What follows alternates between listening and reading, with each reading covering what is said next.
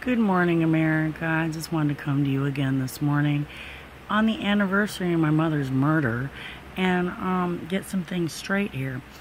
Again, my name is Tina Erickson, and I'm the one that they're refusing to help. And I'm going to tell you why, okay? Let's start by saying we all know who my relatives are. I don't need to tell you about any of that anymore. I think we got that clear. I'm going to give you the short list of the people who are the perpetrators in all of this. It's going to shock you. Let's start with the last three former administrations. And the people who knew because they were so tight with the last three former administrations, such as Chuck Schumer, Nancy Pelosi, Pocahontas, a.k.a. Elizabeth Warren, John Lewis, Mr. Civil Rights, and Podesta, Huma Aberdeen, Mr. Wiener, and a whole bunch more knew firsthand about my situation. I would like to kindly at this point remind you of who my grandparents are, and that Ronald Reagan, who worked with both my grandparents, knew who I am. Imagine that. Which should tell you that there's some people within the media who also knew. Wow. Along with some of which were colleagues of James's. Imagine that. My husband, you remember him, James O'Keefe, my common-law husband from California. We got married when I was 17.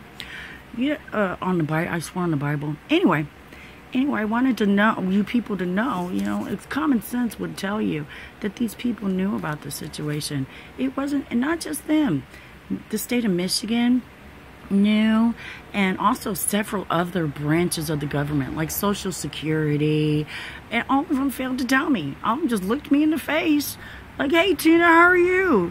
And none of them told me I was married to this man. Come on now. And you know what even concerns me even more is they kind of promoted the fact that they saw me having kids with another man, knowing that I have amnesia. That right there kind of is a little concerning, don't you think? It's one thing to have kids out of wedlock and to know that you're doing it. But then to have amnesia and do it, and then the state and the federal government, the people within the administration knew about it, that's kind of scary, especially knowing who my people are. That kind of concerns me, which is why I had a tendency to think that this is politically motivated. Because who would do some stuff like that to somebody, especially somebody so patriotic as myself? I want to make it very, very clear, too, to people that I know, because I'm a Navy dependent, a former Navy dependent, I grew up on bases, and, we already know that I was raised among heroes. We know I have a very good understanding for the fundamental workings of our government. I know about the policy and procedure. I know about the chain of command. I know about the code of ethics, the Constitution, which I memorized both in 3rd and 4th grade. In fact, in 4th grade, they had a big party about whoever memorized it word for word. And you know how they do at the end of the school year, they give you tickets and stuff like that. Well, you had to memorize the Constitution before you were allowed to go to this party. Imagine that.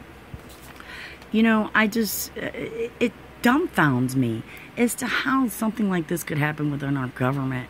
I also want people to know that I do have an understanding for the fact that this is the type of stuff that people picket and riot over. I want people to know that if anybody does decide to do that, because this is pretty serious. If it was me, I wouldn't want my kid to have to go through this, especially being in our country. We got the Constitution thing and all these laws and stuff that our people passed, trying to prevent this type of stuff from happening. I can understand where people would be pissed and really want to get out on the streets and try to fight for me.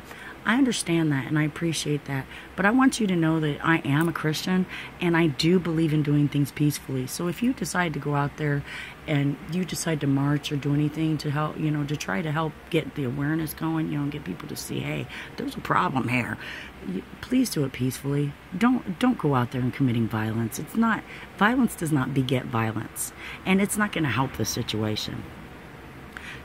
With that being said, I think that's the last of what I also wanted this to be made known too. There's people that's going to try to accuse me of doing drugs and drinking alcohol, none of which is true. I have completely and totally admitted without any problem that I smoke pot, and I've smoked pot all my life. That is and I have a medical marijuana card in the state of Michigan. It's legal for me to smoke pot.